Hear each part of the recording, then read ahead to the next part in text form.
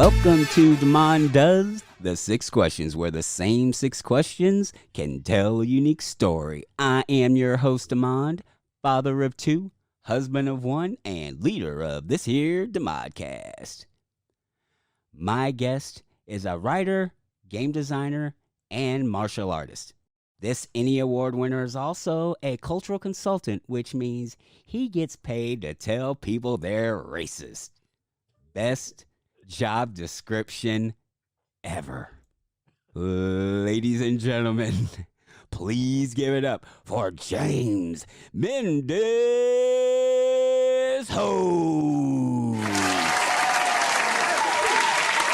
Thank you. Thank you for having me, Demond. Thank you. Thank you for taking time out to talk to a perfect stranger. Much appreciation.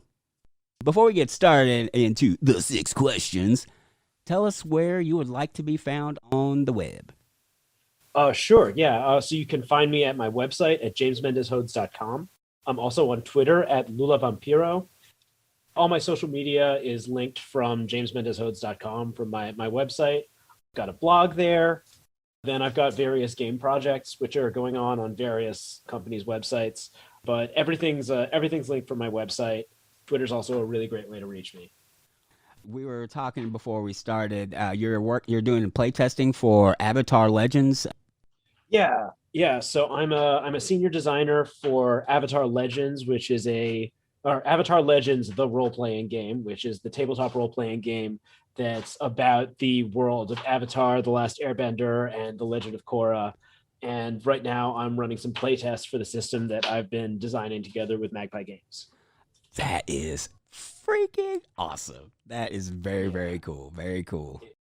It's been a lot of fun. The quick start rules that we've been working on have just come out, so you can go to magpiegames.com. I think that's the website, and sign up to take a look at them yourself. Play the game with your own group. It's a lot of fun, and we'd be very grateful for people's feedback and input. Heck yeah. I'll put the link in the show notes so everybody can pick it up, and we can help this be the best project you can make, man. That's awesome. Thank you so much. Thank you. Alrighty, so are you ready to answer the 6 questions? I wasn't born ready, because when I was born, I was an infant and I did not understand language. But today I'm ready.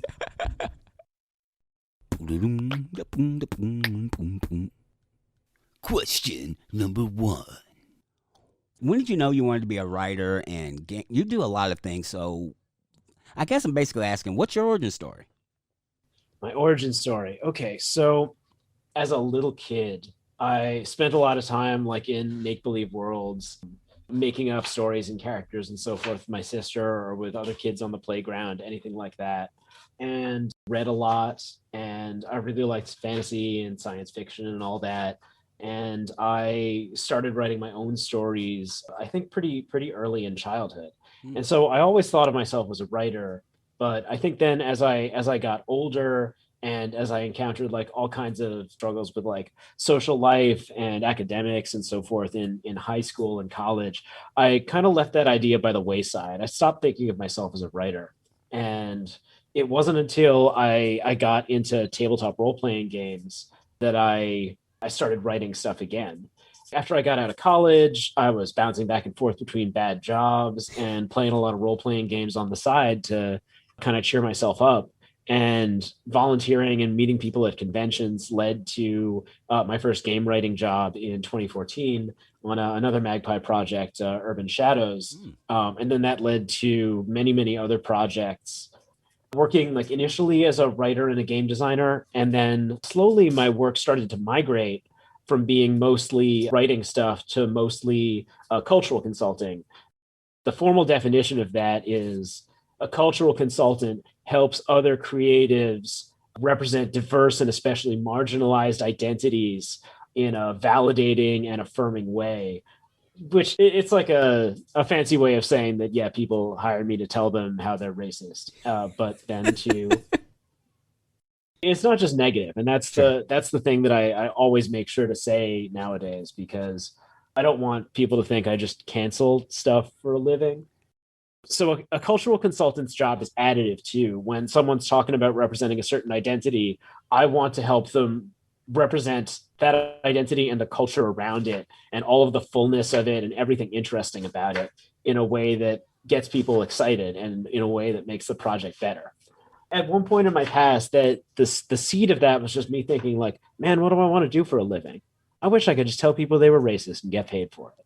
So, those words did cross my mind. Like many projects that I have been involved in, what started as like a one-liner joke, as I started looking closer and deeper at it, grew into like a whole beautiful thing that's a lot richer than just that original one-line joke ever could have predicted. My personal specialties are primarily I work with race, culture, and religion. That's kind of my wheelhouse within cultural consulting. Although I'm also kind of a generalist, I end up talking about all kinds of stuff about gender and disability and so forth also.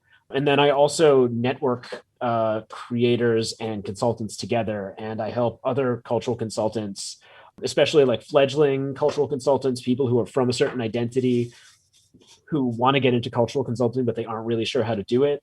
I also like help them get started and connect them with clients as well. That is awesome. How did the cultural consultant aspect come about? I mean, I understand you kind of spoken into existence, really, but like, Yeah. what was the actual process on how that happened? When I started writing role playing games in like 2014, I noticed that I was getting a lot of assignments which had to do with like some form of expertise that I had, which wasn't very common, especially when it had to do with a marginalized identity that designers really wanted to represent in a game, but didn't know how to represent. Mm. It felt like people were hiring me to write the stuff that they were too scared to write about themselves. Ah, gotcha. And so I started out like kind of cultural consulting on my own work and doing like my own research to represent all of that stuff. And then I guess in addition to that, I found that, when I was working on a book, I often got kind of roped into looking over other people's work and giving my opinion on like how they had done and what kind of changes they had made. And after doing that a few times, I realized I could probably just do this as a whole thing. I noticed that like a lot of other people I knew, when they did that kind of work, it took a lot out of them. They found it really taxing. Whereas I found that, after 5 hours of picking apart something to see how it was racist, I actually felt energized, which isn't, entirely or even mostly a spite thing or really a spite thing at all. It was a way that I could feel like I was helping. I'm not the kind of creator who needs to have something be like entirely my brainchild. I work much better in collaboration. And I feel most creatively satisfied when I can help somebody else take their thing that they're really proud of or excited about and make that real. Because then I feel like I'm reinforcing a connection. And then I get to see how happy and confident they are with their work after we've worked together on it. And I think that's really beautiful.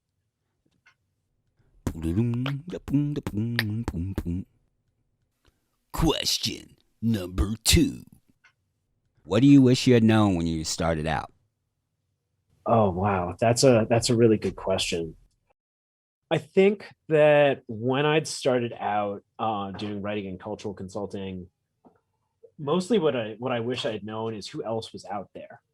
So much of what I know, so much of what I apply in my work comes from other people and comes from friends and acquaintances, people whose work I read or people who I encounter in gaming or at conventions, people who tell me something which ends up sending me down like a research hole or ends up starting this kind of avalanche of ideas rolling into each other, which end up being like a huge part of my end up being a huge part of my practice.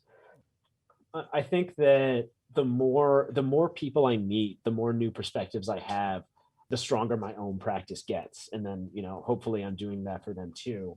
So everything that I want to know most comes from somebody else. So I wish I'd had those connections. I wish I'd known all of the wonderful people I know now when I'd started out with this work. And then I think skills wise, the other things that I often think about in this kind of work there are all of these like there's all this kind of coded language that different people use.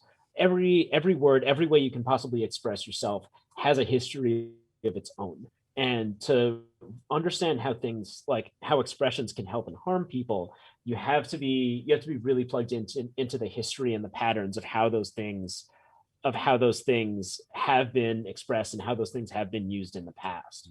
So, every year, every time like discourse changes or evolves, I find new ways that like bad actors have taken like simple or safe concepts and twisted them and turned them into something harmful.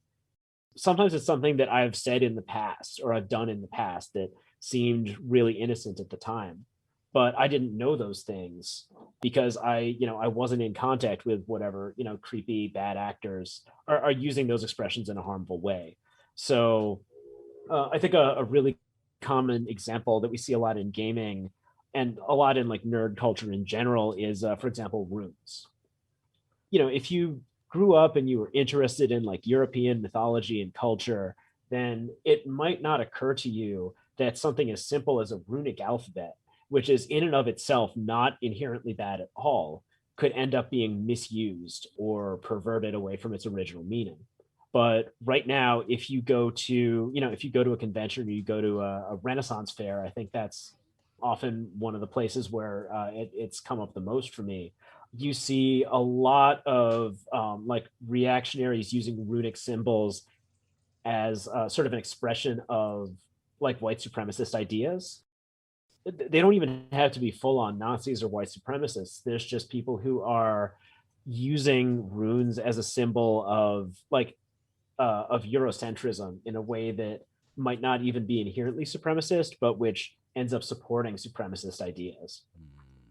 And nowadays, if you're going to use runes in your own work, and I think people absolutely should use runes in positive ways and in ways that are like affirming and which represent Nordic culture in a non-toxic way, you also have to be aware of how bad actors are misusing those same words that you want to use and those same symbols that you want to use. And it's not your fault that those bad actors have perverted that thing. But you still have to be aware of it because when people take your own work out of context, you don't want it to be vulnerable to misuse and you don't want to be misunderstood. Our lives are full of things that are like that, symbols that we partly have control over and then partly don't. With projects like you've done, once it's out of your hands, it's out in the wild, and I guess I'm piecing it together on like what that means. That's so you gotta do all your due diligence on the front end because once it's out there, it's out there. Yeah, exactly. And you can never have complete control over how people are going to interpret your work. Recently, we've seen Punisher logos becoming a symbol of oppressive violence when the Punisher was originally created to criticize those kinds of ideas. And the Punisher's own creators had to weigh in and say, like, yeah, this is not what I intended for this character. And the lessons that people are learning from this character are not the ones that I intended.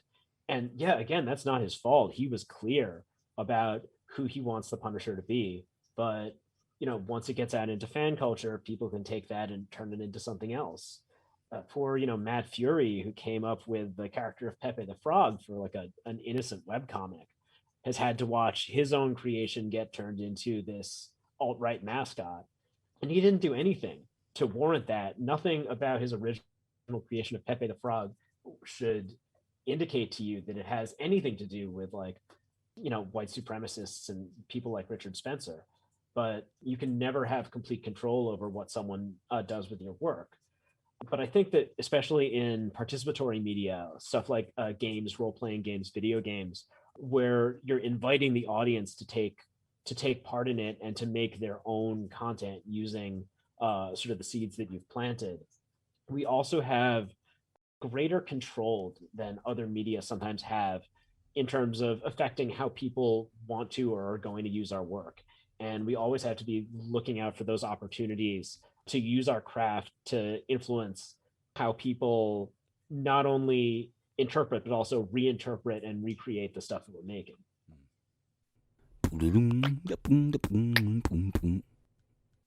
Question number 3. What is your go-to order at your favorite hometown restaurant? And since you are a gamer, what is your game night snack food? Oh, good question.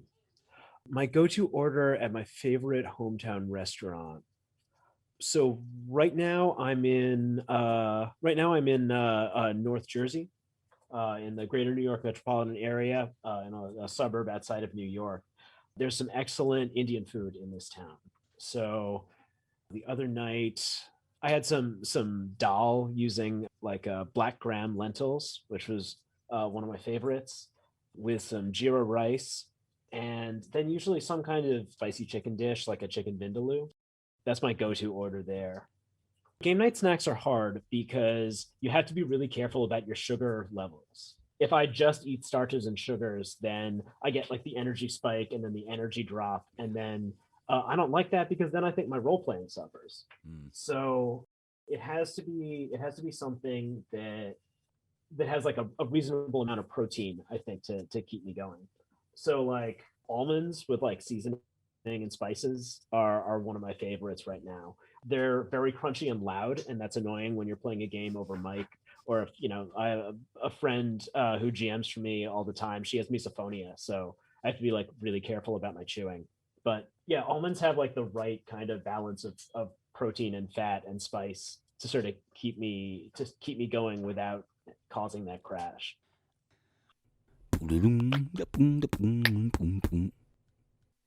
Question number 4. What are you curious about? Oh, what am I curious about? I'm going to talk about martial arts. So, just over the past few weeks, I've finally started going back to like in-person martial arts classes. That's been really fun and really good for me because, I've just been doing what I could in quarantine. I had a lot of ring rust going back to actually like fighting people for real over the past couple of months. Fortunately, everyone else does too. So, that kind of levels things out. The things that I'm curious about, I'm always trying to look for like the gaps in my own fighting style.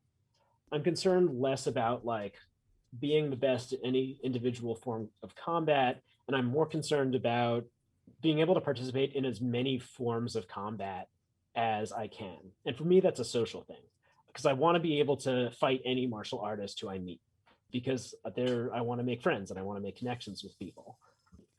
If someone wants to like grapple or do ground fighting, then I want to be able to do that. If someone does weapons, I want to be able to fight them with weapons. If someone is mostly a striker, I want to be able to strike with them. I want to be able to do like whatever it is that you do, whoever you are. And I'm not concerned with like beating you at the thing that you do, but I do want to be able to like interact with you and learn from you.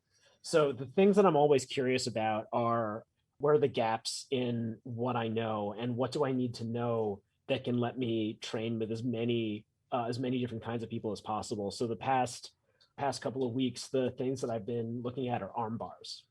They're really common in judo and especially in Brazilian jiu-jitsu. There was a person I was fighting who got me in an arm bar, and it happened so quickly that I wasn't even really sure what the entry was for it, like how you would set that up or what situations you would even look at where you'd think like, yes, this is a situation where I think I can get this person in an arm bar.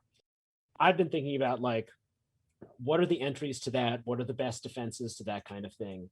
And like, how would I start to learn to do that myself? Because I have a lot of ground fighting training, mostly from Scholastic Wrestling, but we don't really do a lot of like wrist locks or breaks in that situation.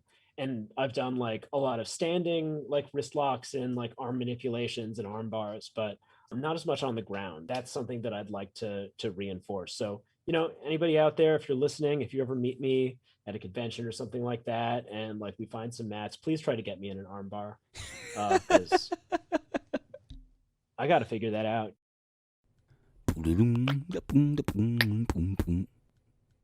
Question number 5. Is there anything I should have asked but didn't? Man, this is the hardest question. This is especially the hardest question because now I just met you and now I got to correct you. I don't want to tell you you're wrong. I don't want to tell you you did something wrong. Maybe there's a hole in my interview that you can help me fill? Look at it that. Let's look at it that How way. are you about arm bars? You Not could really ask good. me what I've been reading What or have you been watching. reading? I really like audiobooks Mhm. because that's how I get myself to go running. I can't motivate myself to go running unless I'm looking forward to an audiobook. So I just read a book called Zealot by Reza Aslan, which is an investigation by a religion scholar into the historical identity of Jesus. And that completely changed my view on like who Jesus was and what the origins of Christianity were and like what the actual relationship was between early Christianity and Judaism. Yeah, and that was just fascinating for me because I actually my father was a non-practicing Jew, and then my mother is Filipina, so I was raised Roman Catholic. Hmm. So both of those things are parts of my identity. Usually nowadays, when anyone talks about like Judeo-Christian anything, all too often the people talking about Judeo-Christian connections are trying to like appropriate ideas from Judaism and then reframe them around Christianity. And then that ends up being sort of an axis of oppression that ends up supporting anti-Semitism. But this book actually gets into what the historical relationship was between those ideas, and between characters like James, the brother of Jesus, who kind of inherited Jesus's like political and religious movement after Jesus's death, and then his struggles with Paul, who was sort of the first person to take the Jesus idea and start to recast it into something that could seem like a separate religion. Hmm. So this book is fascinating, Zealot by Reza Aslan. And then on the fiction side, I've been making my way through the Legends of the Condor Heroes, which is a classical wuxia novel by Jin Young. It's like an adventure serial. I think that was originally published in newspapers about like swashbuckling adventure. There's series after series about it, and like loads and loads of movie adaptations. And it's a really fun, fast-paced, lighthearted, but still like dramatic and poignant martial arts epic. If you like wuxia cinema or you like Alexandre Dumas, then I highly recommend Legend of the Condor Heroes. Question number 6. If you could create a new holiday, what would it commemorate? So I think that we have a lot of holidays that are about successes. Again, this is something that I'm thinking about because of reading Zealot, because one of the things that I didn't know about Judea in the time of Jesus was how many different messiahs there were fighting back against Roman rule every year. There was movement after movement and cell after cell of these outlaw revolutionaries who were trying to overthrow this Roman yoke. Almost all of them failed and were crushed under the heels of imperialism and died on crosses just like Jesus. So there were dozens of these guys. I guess that got me thinking about holidays to celebrate the people who tried and fought and failed. Kind of like an unknown soldier idea. All of the people who fought but didn't live to see success. I think there should be a holiday to celebrate all of the people who knew they would never get to see victory but fought anyway. The final word. I think the foundation is be okay with people telling you that you're wrong. Because none of us can avoid making mistakes, but we all have control over how we react when other people call us out on it. Hmm. If you hold yourself accountable to others and you listen to them when they're trying to hold you accountable, then you can improve and you can be stronger and you can do better next time. If you trust the people around you and you know that they'll help you be better, not just call you out, not just try to like crush your dreams, but help you be better, then you can take risks safely because you have other people looking out for you, and then you can do the same for them.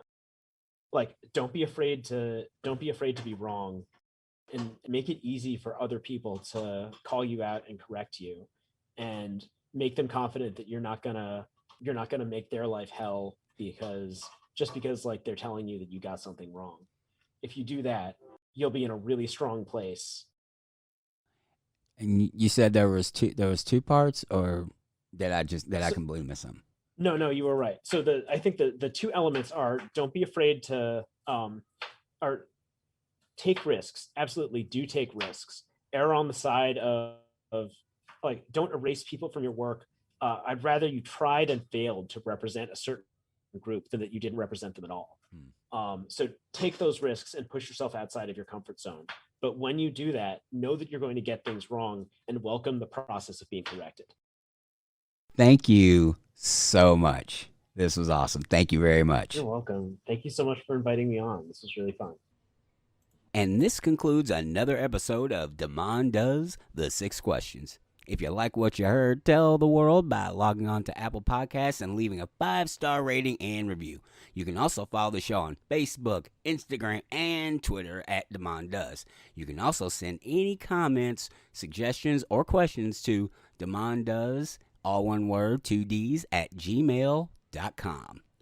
So, until next time, see it, hear it, speak it,